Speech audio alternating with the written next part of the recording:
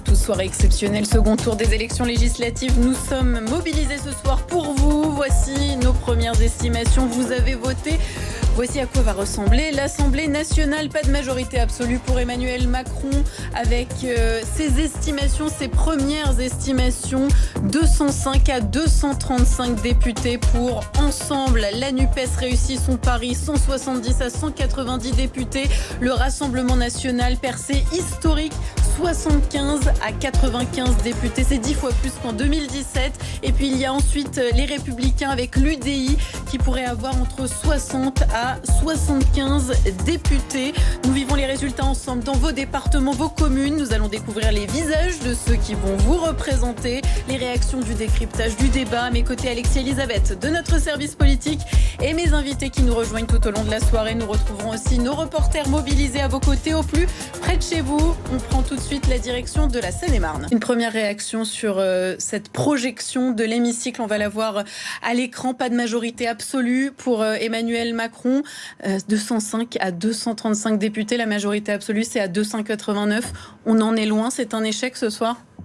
Non, je crois que on est évidemment déçus par les résultats. Mais il y a un message clair qui a été envoyé par les Français. Les Français n'ont pas voulu une cohabitation. Ils ont voulu, aujourd'hui, la majorité présidentielle à la majorité à l'Assemblée nationale.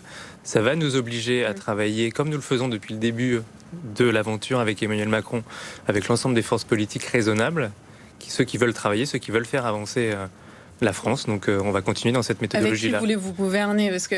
Il est encore trop tôt pour le dire, mais je pense qu'il y a des forces politiques avec lesquelles il est tout à fait possible de discuter. Vous disiez que les Français n'ont pas voulu de cohabitation. Oui.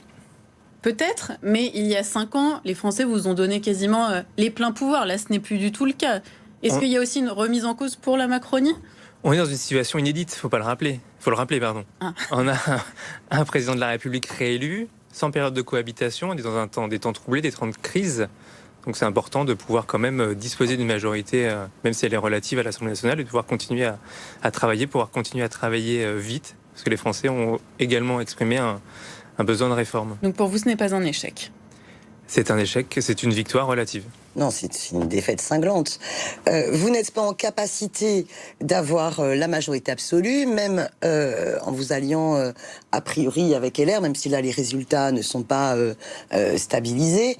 Et on voit bien que le président de la République, Emmanuel Macron, avait déjà essayé d'éviter tout débat sur son bilan.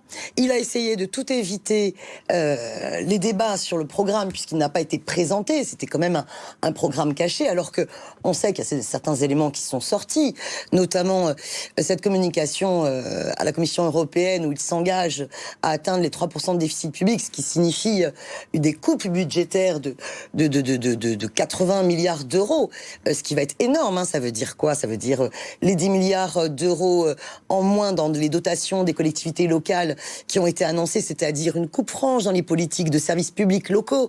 Ça veut dire un hôpital qui est déjà en situation d'effondrement, qui va aller de mal en pis. Et c'est bien ce bilan-là que les Françaises et les Français ont rejeté en ne vous donnant pas la majorité absolue ce soir. Les Français nous ont donné la majorité à l'Assemblée nationale. Je pense que vos éléments de programme que vous avez assumés, qui est notamment la retraite à 65 ans, est rejeté par une majorité des Françaises et des Français. Donc comprenez, soyez un peu moins arrogants que vous ne l'avez été pendant tout un mandat où vous n'avez pas du tout gouverné raisonnablement. Les mobilisations ont été réprimées de manière hallucinante, avec une violence absolue. Lachasse, on va vous laisser répondre à Daniel Simonet. Vous dites, on a quand même la majorité. On dispose quand même de la majorité à l'Assemblée nationale. Est-ce que vous allez pouvoir gouverner avec cette majorité ? C'est les questions qui vont se poser dès demain avec l'ensemble des députés élus. Alors j'insiste que les chiffres aujourd'hui ne sont pas encore définitifs. Les chiffres sont encore en attente de confirmation. On attend encore les résultats, notamment de l'Île-de-France, là où les bureaux ferment à 20h. Moi, je pense que c'est aussi un échec pour Jean-Luc Mélenchon, qui a promis à tout le monde de se faire élire Premier ministre et qui finalement n'y arrive pas. Alors, les Français rejettent une nouvelle fois la position de Jean-Luc Mélenchon. Je vais vous couper parce qu'on va, priorité au direct, on va tout de suite retrouver Julien Bayou, candidat pour la NUPES dans le 10e arrondissement à Paris. Julien Bayou qui s'exprime tout de suite. On le retrouve donc en direct sur BFM Paris Île-de-France. Les écologistes, la gauche, seront là, eux, pour